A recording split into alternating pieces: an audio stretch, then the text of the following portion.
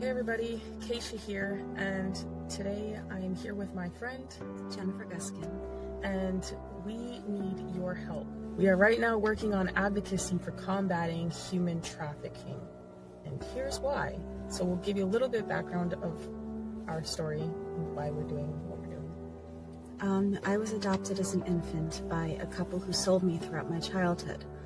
I have been to Epstein Island and on multiple Lolita Express types of flights as a child.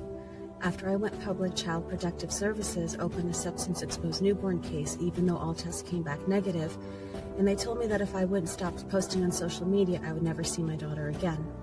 I started to connect how I was adopted as an infant and then sold throughout my childhood, how many other children who have been through the adoption, foster, and CPS pipelines have also been trafficked to Epstein's Elk.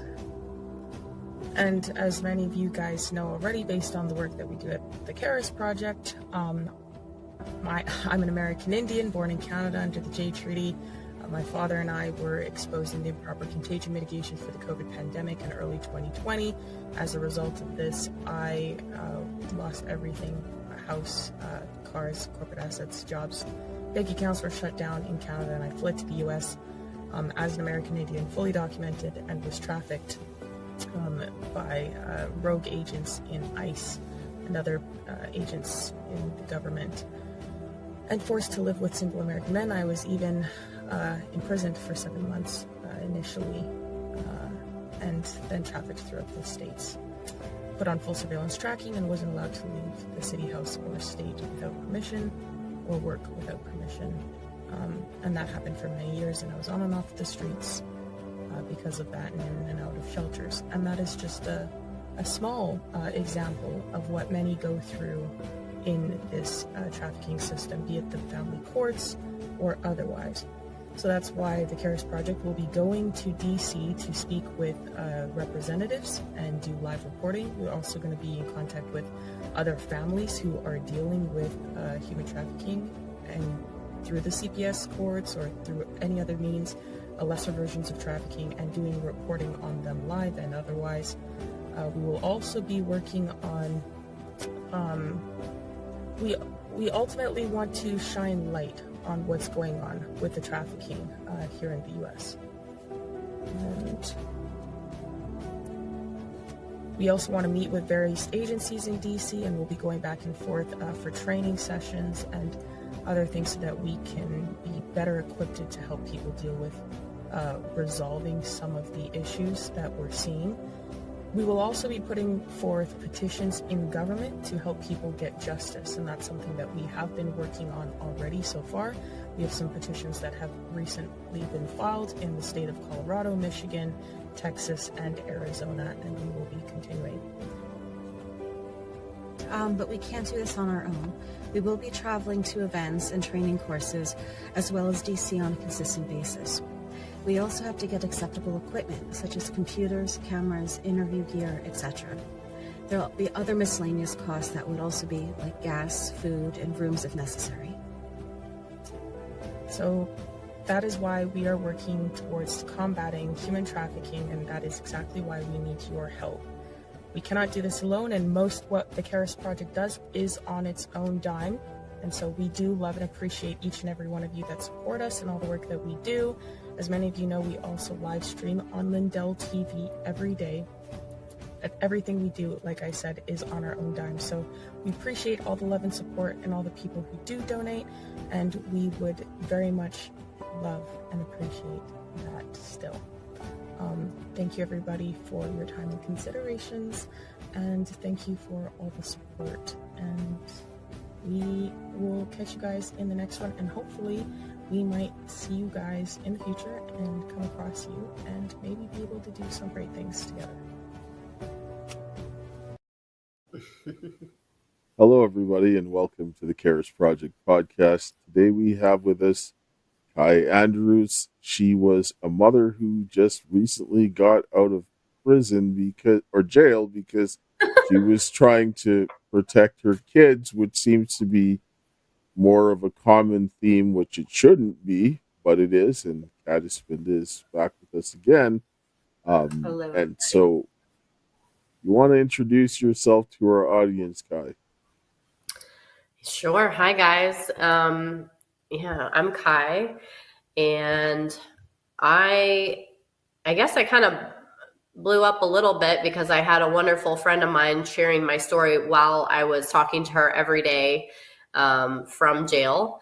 It was not a pleasant experience at all. I've been in family court now for 3 years, and ultimately, moved to Texas to want to co-parent, wanted to do the right thing for my daughter, and just have been dragged through the court system and the place that you think they're supposed to protect you and they're supposed to do what's right for your child and they're supposed to honor you for doing the right thing, wanting to facilitate this relationship with both parents, and just keep you safe and help you overcome challenges and arguments.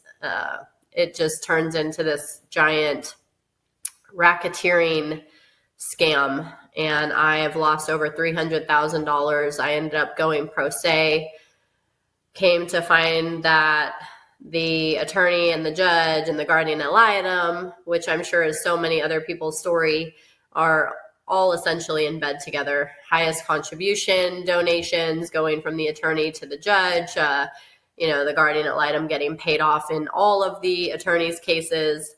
And I know everybody asks, well, what did you do? You violated orders. You didn't do this. You just have to follow the rules and you'd get your kid back. Well, why did I lose my kid in the first place? She never should have been taken from me, and ultimately it was from false allegations on a temporary restraining order that my ex filed. I don't do drugs. I'm not an alcoholic. I don't abuse or neglect my child. I am a great mom. Everybody who knows me has seen that. And he, for whatever reason, probably just because of the attorney that he has, was able to get this TRO granted. So how long ago did he get this temporary restraining order, and what was the reason that was given that he needed one? Yeah. It was January 8th of 2024 that he got the temporary order. We had orders out of Nevada. The reason was we were living in Nevada, had moved to Texas. He did not want to settle for 50-50. I kept wanting to do 50-50. He kept filing all these false allegations, claiming all these things were happening to try to essentially take my daughter from me the whole time. I mean, that was his end game. Just pure spite and retaliation. And so we ended up going to trial in Nevada. We got 50-50. Excuse me, because I'm just dealing with a little bit of a head cold here, so wiping my nose. But we came to Texas, and we had been in Texas at that time, going to the trial, came to Texas, and had been living in Texas long enough that Texas essentially now had jurisdiction. So he filed the Nevada orders, he registered them within his county in Texas, and then filed for a modification 1 month after we had received these final orders out of Nevada, which, mind you, I had to sell my house that I had just bought in Harker Heights for 4 months to pay $100,000 to go to this trial, just to end up with exactly what I'd offered. So, just out of curiosity, how old is your child? And when did you guys move from Nevada, and how old is your child now, right? So she's 5 now. When this started, she had turned 2. She was 2. And I had raised her. I was kind of like as they say sometimes, the singled married mom, I was working, taking care of the kids, taking care of the house, paying my own bills, paying for her. No help from him. He was addicted to video games. He, of course, didn't have to go to work. He's in the military. So when COVID happened and she had just been born, he got to stay at home and sleep on the couch and play video games all day long and still get paid to do it. And then he got orders to Texas. And there's a lot more to all of that, but it's not important right now. Essentially, it's a thing called post-separation abuse, and it just continued. And so when he wasn't happy with the 50-50 custody, he wanted to play his game all over again in the Texas court. And it was just impossible to co-parent. There was absolutely no co-parenting. If I asked for him to drive 5 minutes one way, to meet me somewhere, it was just, he wanted to make life as hard for me as possible. So then he filed a modification and the allegation. Yeah, you know about that? Yeah, Kat was going to ask something. Yeah, no, I had a question for you. So you said your husband had a lawyer. Did you have somebody representing you? Were you presenting yourself, or what was going on there? Because At the time, what I find in the court is these judges, what they do is they pick who they like, and then they make sure that side wins. So a lot of times people representing themselves or presenting themselves pro se don't always win. So I was just kind of curious on that. Absolutely. I mean, at first I did have an attorney, and my ex, he clearly picked this attorney for a reason. The judge had stated on the record at one point, in the one in Texas, that, excuse me, they had a 30-year working relationship, and I came to find, I think I had mentioned to you that I found out that that attorney specifically had contributed the highest amount of money to that judge. For what? For what? What did he contribute? For her campaign. Yeah. So, yeah. Oh yeah. You can go down that rabbit hole. No, that right there, he can't come in a case before that judge. They can't. Yeah. Well, I put it on the record and they retaliated. Once I ran out of money, I became pro se, to answer your question a little further. And, I did a darn good job having to defend myself. I did a darn good job, maybe too good sometimes, because I might have been better off not doing as good of a job. And at least I preserved a lot for the record for appeal, which we're still playing in this realm of like, we shouldn't even be here, right? These people should not have any interest in our children in these matters and be able to do this to us at all. But I just spoke at the Capitol on this, and it's clearly a problem. I mean, there is a judicial canon that says even the appearance of impropriety is too much. They shouldn't have that. And it should, at this point, be a reason for a judge to recuse himself. Everybody that was witnessing my cases or my trials or my hearings would come in, and we'd leave for a break, and they'd just say, oh my gosh, you can just tell how much she hates you, how biased she is against you for no reason. I was never disrespectful to her, ever. But she put my ex on this pedestal and would call him, Sergeant, with his last name, and said, oh, I'm sorry, it's not Mr., it's Sergeant. Like, let me respect you, and show no respect. And so Fast forward, I mean, I don't want to take up too much of y'all's time, but my case, anybody can ask me questions. I'm happy to show them the case. They can look it all up. I don't care. So fast forward, I was really tired of this post-separation legal abuse happening. I mean, I lost everything. I was just fighting for my daughter at this point. And one question before you go ahead. How much did you spend on legal fees?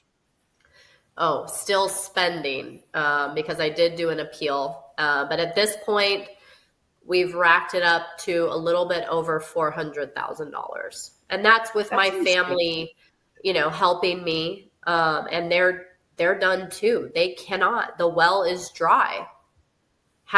This is what they do in this system. I feel blessed to have had that, but at the same time, I almost kind of wish I didn't have that kind of help, because maybe I would have lost a lot less.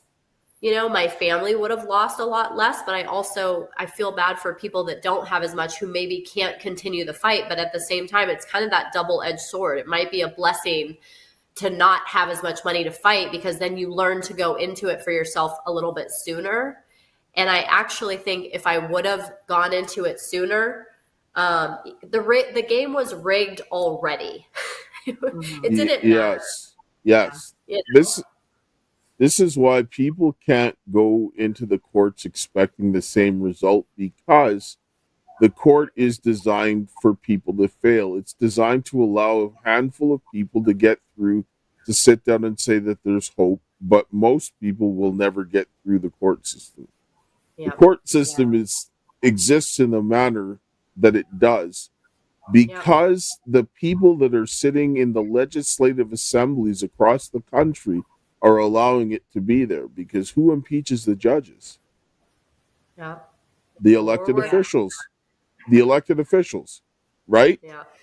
And so this is one of the reasons why we did the petition for redress of grievances, because under the First Amendment of the United States Constitution, and every state constitution has this, you have the right to petition redress of grievances. This is Right. not to a court. This is to the legislature, the elected Right. officials, and it's not a can you please do this? It's like, this is my God-given right, and you're going to do it, and if you don't like it, too bad, because there's the door. It's not like asking a court, and you have the most access to them. This is why we went and put those in, because what you need them to do, you need them to deal with the judges. And in the one in Colorado, we asked them to dissolve the courts and reconstitute them as constitutional courts, because those courts, they're cartels, right? Amen. Yeah. Oh man. They're all And inferior courts. So, and that's the thing, is that these judges are not even judges. They're hearing officers, according to Supreme Court Justice Neil Gorsuch. And like you were saying earlier, we are not getting due process. I mean, who are these black robes anyway? Most of these that I have met, you can't get an oath of office on any of them. They don't even have one. And if they do, they don't swear an oath of office to we, the people, to protect us from enemies, both foreign and domestic, and to uphold the Constitution. And so, I have a real problem with these judges who are not even good people. They have the moral compass of a stooge, and they're making decisions for our children. This is insane. It's absolute insanity. Unless someone has harmed their child, there's been harm done, then they have no right to take a child away from a parent, period. Yeah. And that's where I'm fighting for this whole judicial system to fall. And I think that right now Trump is kind of really putting a microscope on the judicial system right now. And I'm hoping that this is taking us down a road that's going to roll us back to the Constitution, because they're stomping all over it, and they don't serve the Constitution. They hate the Constitution. And, we have God-given rights. Who are they, and by what authority do they take our children from us?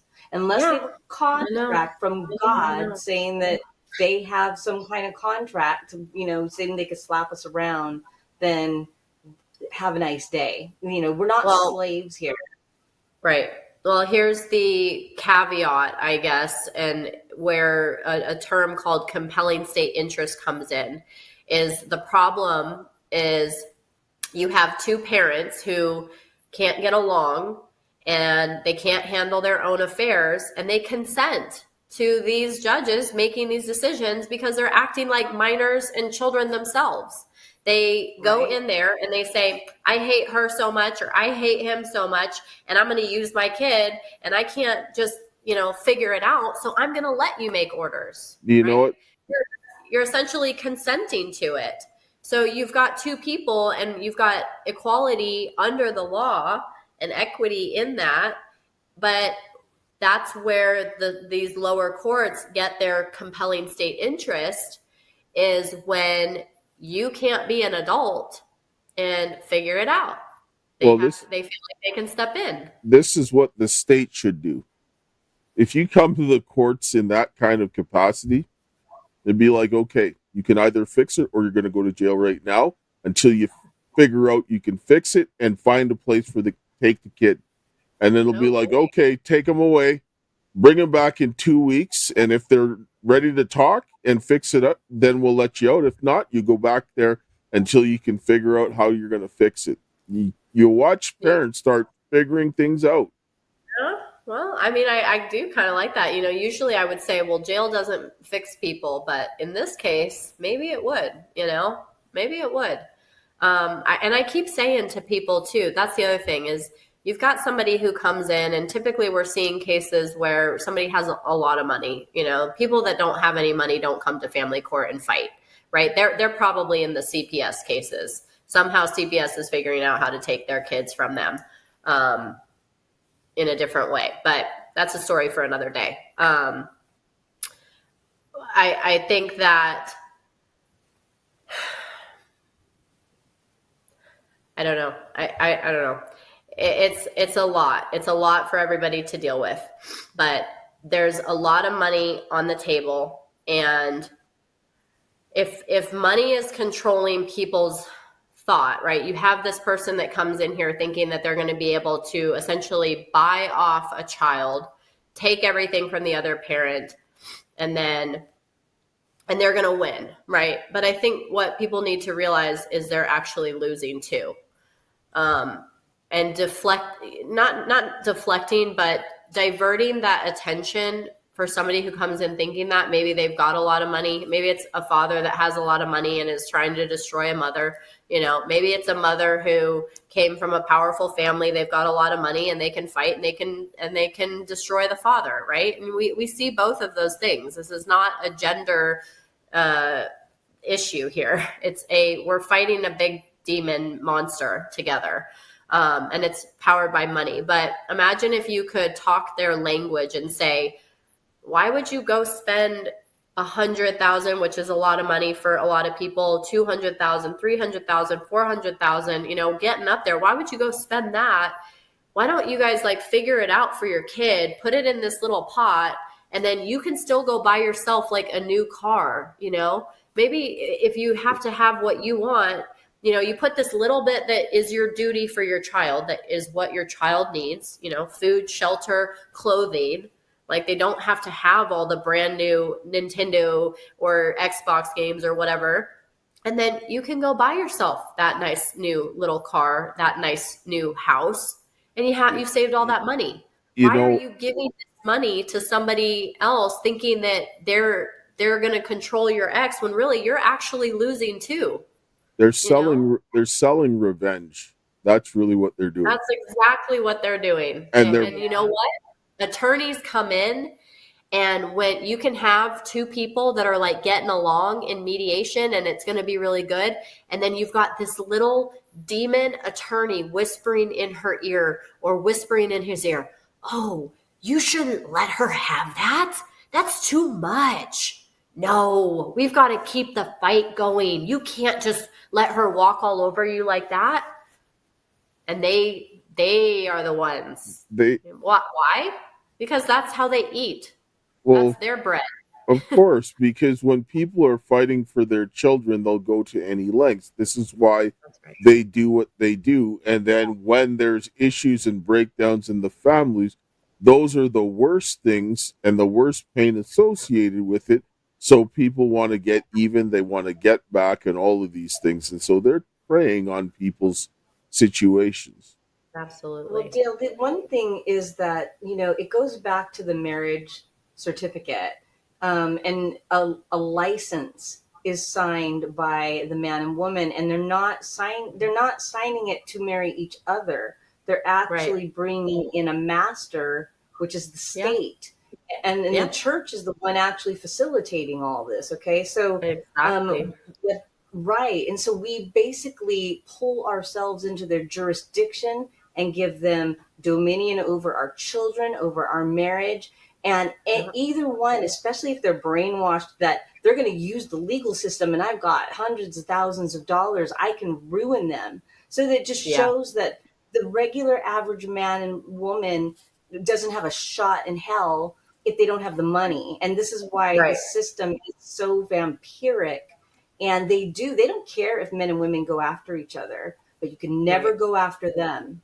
It's all about us fighting each other and them taking the money every single time we get into these cases. It just goes on and on and on. It's theft and it's insidious. It's absolutely. Yeah. wanted to just sit down and say, like, with my case, basically I put in, I think this was May 15th of 2023 or 2022, 672,000 pages of evidence, right? The cost of processing that, and I use the King's bench rate, which is the entry court for divorce hearings.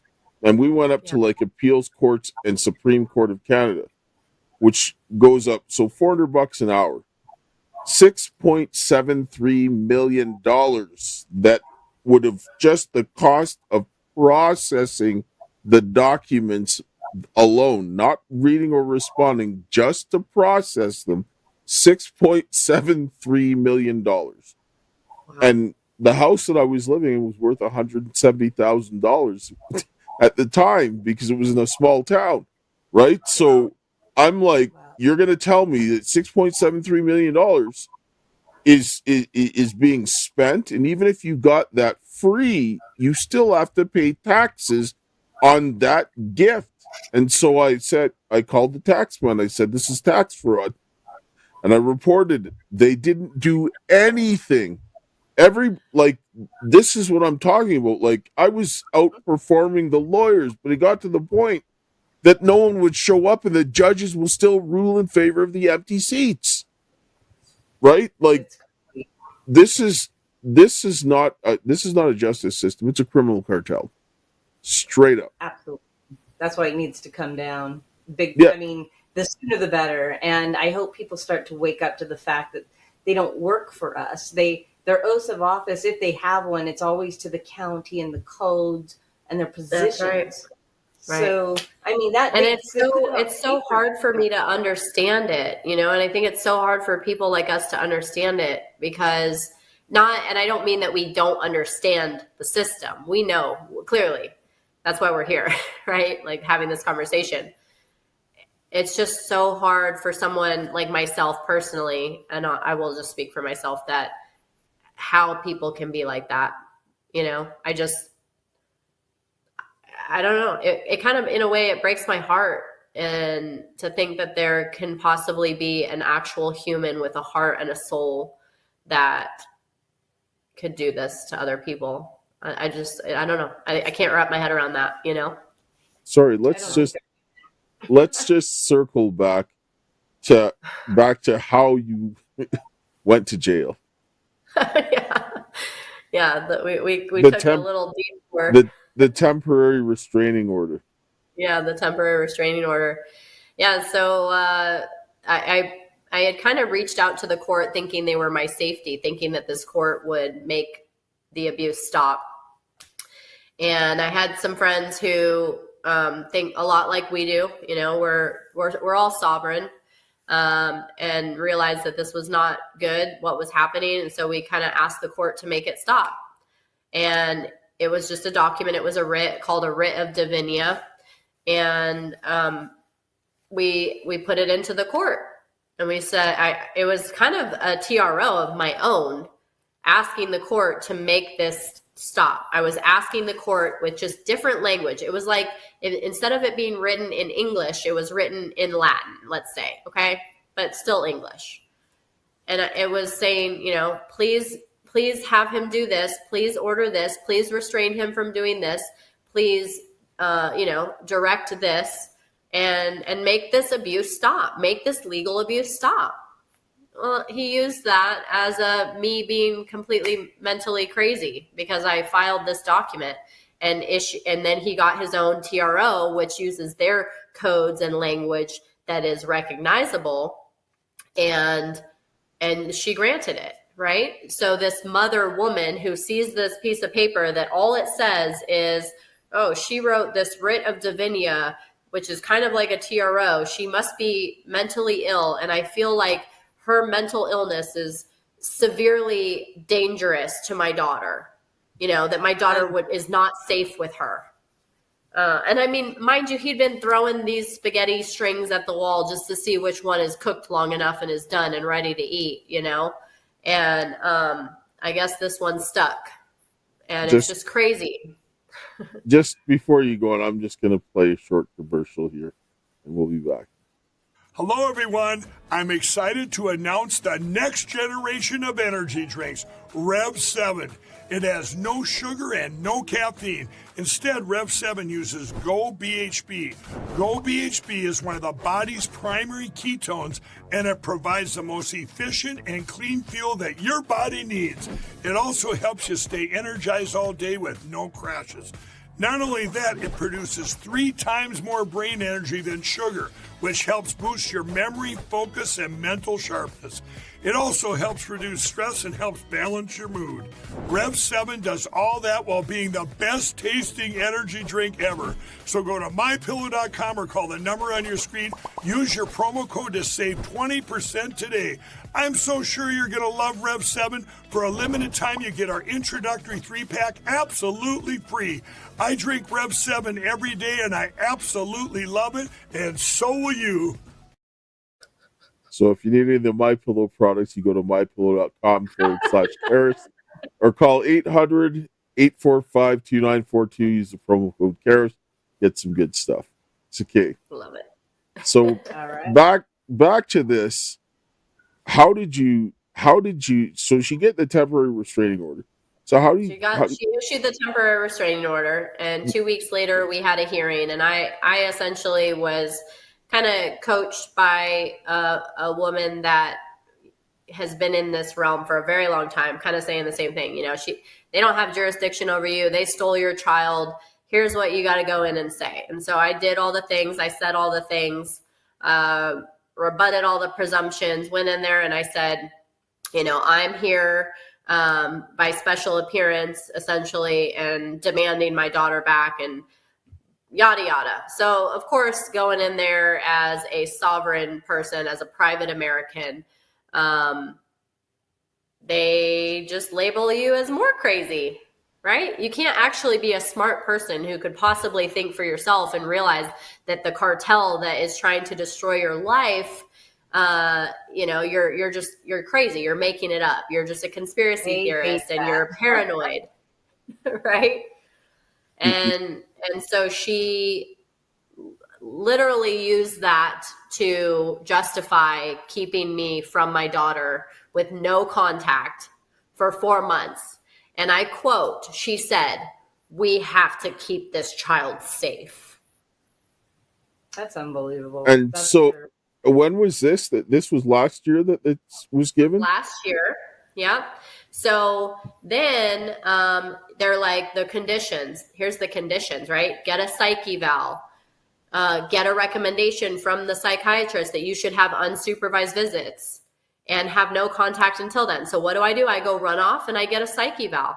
Oh, it's not good enough because now they didn't get to pick the doctor, or it wasn't exactly the kind of psych eval that they wanted.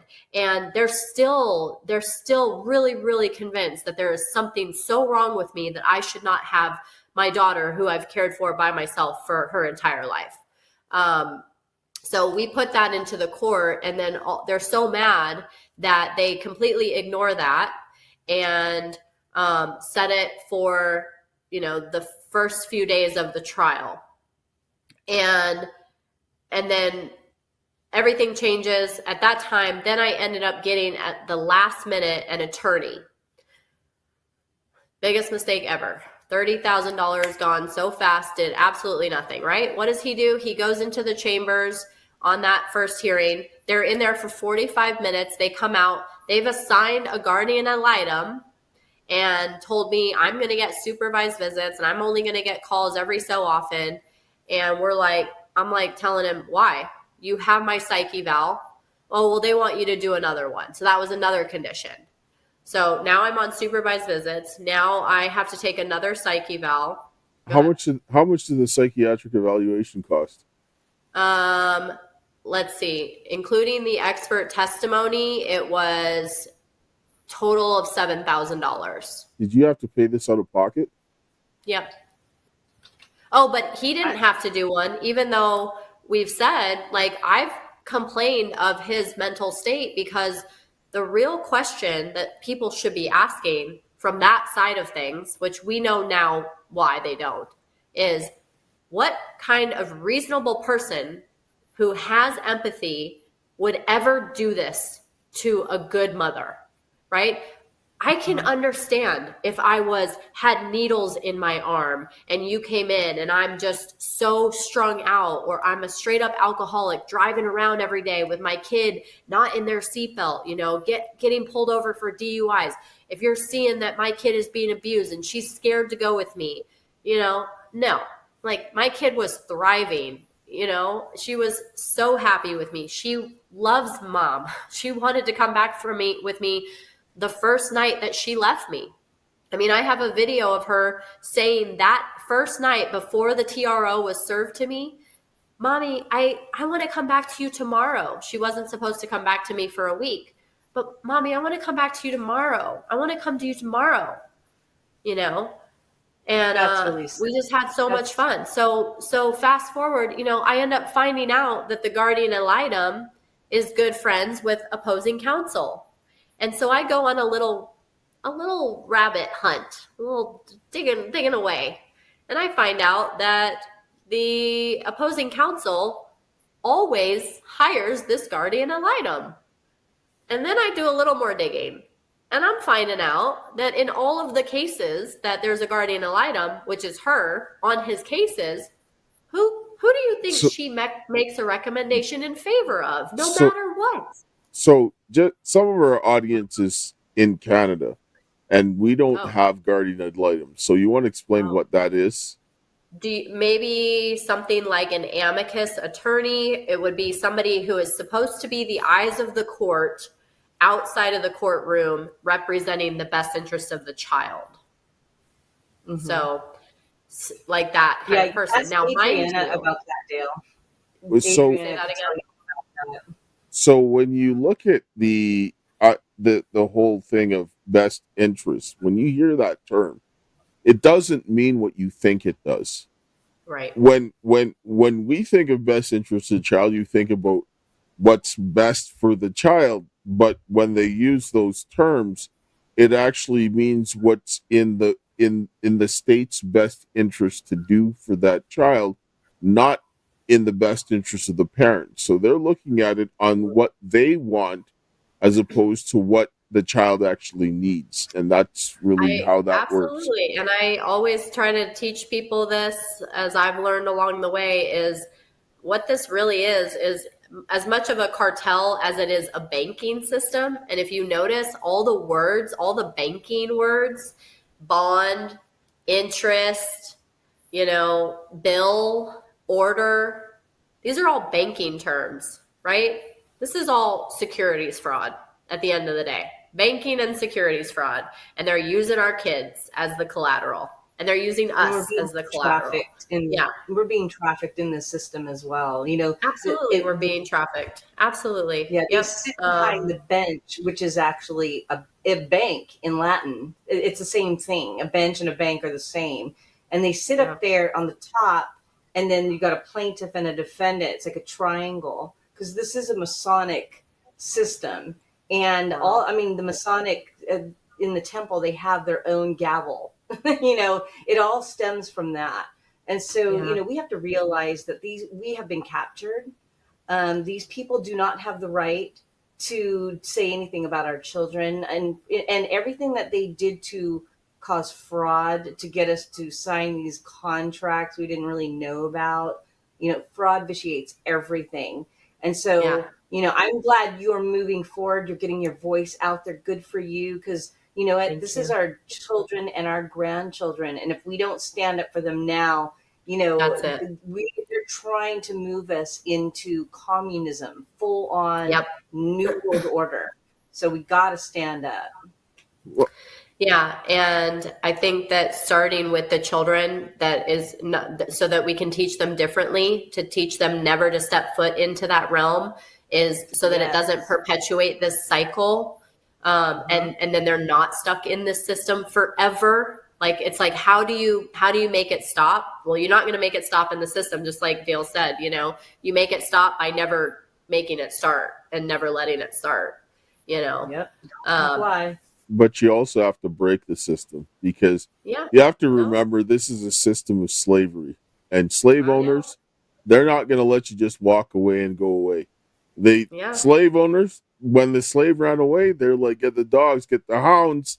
They went and Yep. chased you down. They chased you like they would chase people up to Canada and bring them back, right? Like, even though they weren't supposed to, they still did it, and they put your picture up everywhere. So if they believe that they own you, they're not going to just let you walk away. You need to make sure that they can't chase you, and then you can go about your merry way. And so Right. this is what Right. we need to Exactly. do. Yep. Yeah. So, fast forward, and I'll try to kind of wrap this up here, but I talked a little bit about my ex kind of throwing everything at the wall to see what would stick. So of course it was filled with all these false allegations all the time. He would just make up all these things that he could put in an enforcement. What did he say? Like what? Like what did he say? I mean, one of the examples, this is ridiculous, and I have all the evidence in OFW. One of the things that the judge cherry picked off of his violations was that I did not provide him with my contact information. I kid you not. There will be a point where I will take a part of that enforcement and I will show you that that was what he put as one of the violations, meaning that I did not give him my phone number. Oh, that's interesting, because you call your daughter to talk to her all the time on it. That he didn't have my address, that he didn't have my email address, that we weren't communicating on OFW. That's really interesting. Okay, so let's skip ahead to a few of the more extreme ones. It was my vacation time that I had properly requested in OFW, and he went on to claim that I was interfering with child custody and withholding her for an entire week of my vacation time. And we were week on, week off at the time. And the order stated that we would get 1 week of our vacation time coupled with 1 week of custodial time. So the most that the child could be away from either parent was 2 weeks at a time. So he went on to say that for these 2 weeks, each vacation time, that I was withholding my daughter. And then somehow it was in there that also during my actual custodial time, I was withholding my daughter. He would do this on every vacation time. Let's see. What else? That I was disparaging him in front of our daughter all the time. Like there's no evidence. He would just say this repeatedly. And the thing is, he would take a violation and he would repeat it, right? They would copy and paste. They would just copy and paste on or about this day. And then we went to trial, and it's like, where's the evidence? The evidence, and this was the only one that I actually admitted to, the only one time that I had, by the terms of the order, had violated. And that was when my sister was in town, and I had asked him, hey, can we switch 3 days of my week with your week next week so that Eden can see her auntie when she comes into town, like sporadically, so we can go do this really fun thing that she's got planned. And he wouldn't let it happen. Mind you, he was at work the whole week. And so on that first day, when I had already had her, I was planning on him to say yes. I don't know why, but I was. And so she didn't go back to him at that time. I'm thinking she's going to get to stay with me. She's going to get to see her Momo. So that was the only time that I admitted to the fact that on that one day, I had not returned her when she was supposed to be returned. And that was that. But there was hundreds of violations. And when we went to the trial, none of them were proven. None of them were founded. And I had all the evidence to show the opposite, except that my attorney withdrew on the last day of trial because I didn't pay him another $15,000 that day to get me through the trial. That's terrible. On the last day of the trial. And the judge refused to continue it. So we ended up getting this contempt order, and she cherry picked these things where she said, yep, okay, I guess she violated this one. And, oh, I guess she violated this one. And, oh, I guess she violated this one, even though I testified that I had not violated any of those things. And one of the things that she included on I guess she violated was that I had not provided my contact information. I cannot make this up. Okay. I will show it to people. So when was this hearing? That was so the final hearing yeah, so I'd been on supervised visits for all these months, paying all this money, driving up there to see her. The last hearing, it got pushed out. The guardian ad litem made a very horrific recommendation, which she's not even allowed to do. She's not even qualified to do. And the last hearing date was July, I want to say like July 20 something of last year. Okay. So then when And yeah, so I had to push through that last day and do the best I could to represent myself, or I was going to lose my opportunity for appeal, because I knew that that judge was not going to give me a redo. So I was just objecting to everything, doing the best that I could. And she ended up, instead of giving me back my daughter, because there was no evidence to anything, and I'd actually taken a second psych eval, that one that cost $7,000, as well as had the psychiatrist come testify as an expert, and said, this is a very traumatic experience. She has PTSD, she's got anxiety, she's got depression directly related to this ongoing abuse within the relationship, especially the legal and post-separation abuse from the litigation and from her daughter being taken, and testified to the fact that a mother losing their child is just as traumatic as somebody going to war and fighting in war. so the judge find you guilty that day? So it's not a guilty. It wasn't a guilty thing. There was no. So you're saying for that? So The contempt. That was when we got the orders. She found me in contempt on that side, and then there was also he was trying to get this modification. So on the one side there was like this enforcement, and then the other side was the modification. She cherry picked these things, and what she did is found me guilty of those things. Yes, created an order for contempt, but also put on there a suspension of the commitment, and then said, as long as you follow all the other orders in this completely unlawful and illegal order, where I'm continuing to keep your child from you and you're going to continue to have supervised visits indefinitely, then we'll just suspend the commitment. Oh, but you're also going to be on community, supervision for 10 years.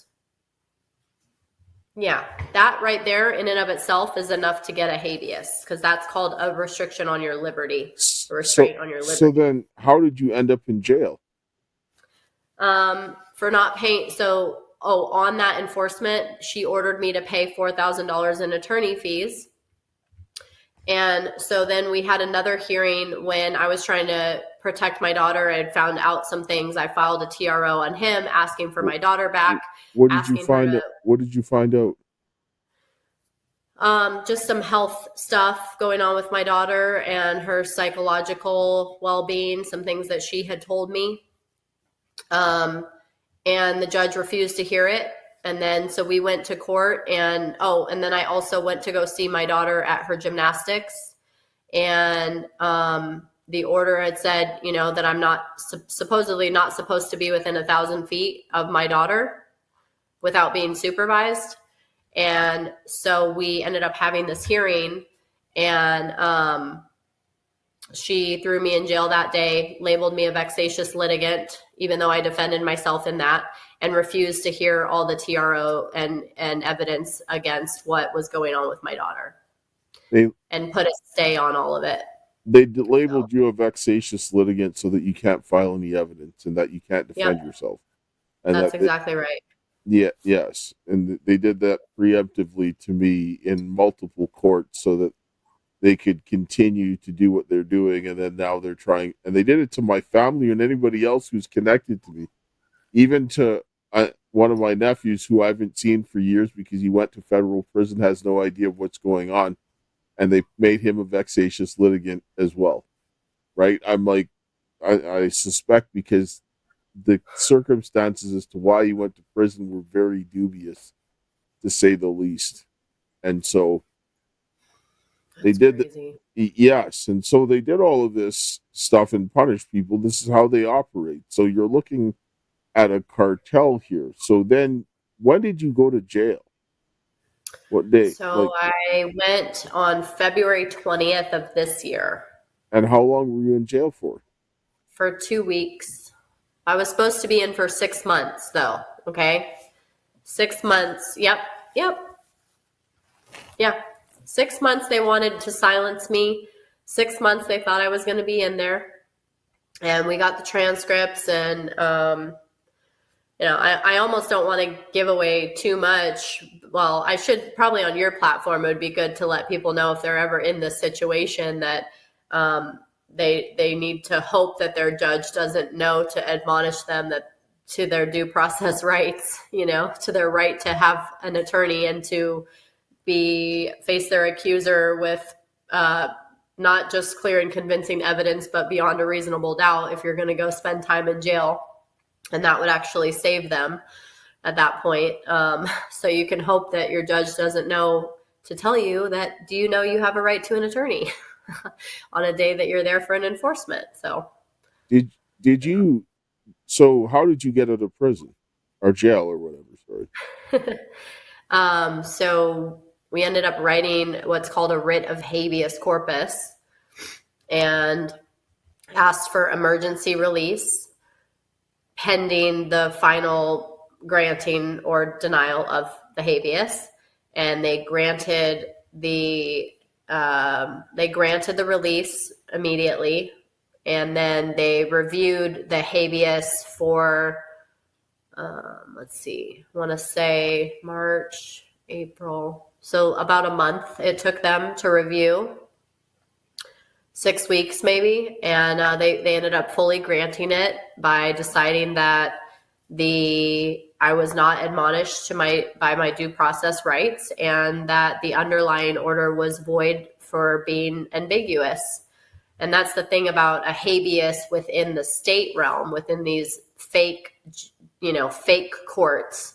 If you read the case law and if you want to fight within the fake courts, this is good to know, which hopefully we're going to be able to give people a much better way here very, very soon. And all the real criminals are going to be held accountable with a habeas. But the biggest key is that when your liberties are being restrained, and typically people think of it when you're in jail, when you're incarcerated, but that's not always the only reason that you could do a habeas.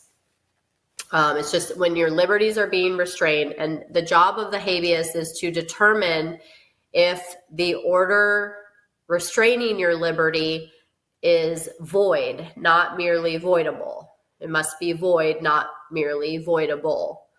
And so they go through all of the evidence that you would provide them to determine if that is in fact true based on essentially unconstitutional issues, right? Such as due process, such as being admonished to your rights, that sort of thing. So it ended up being that mine was granted fully because of that. And so I'm not spending 6 months in jail. And, I'm actually really grateful because it wasn't in vain, because they tried to silence me and all it did was light that fire. All right. Yeah. We're running up here on time, so I'll close here with a prayer. But before I do that, tell people where they can reach you and how they can help you. Sure, I'd love to. First place I would love is on childrenscourt.org. You can also find me there on Instagram, childrens_court. And then I am also on Instagram as Phoenix_Kai_rising on Instagram, and on Facebook you can find me as the same. And I would definitely love to connect with you guys there. So thank you, Dale, for having me. Yes, thank you for coming. I'll close here with a prayer.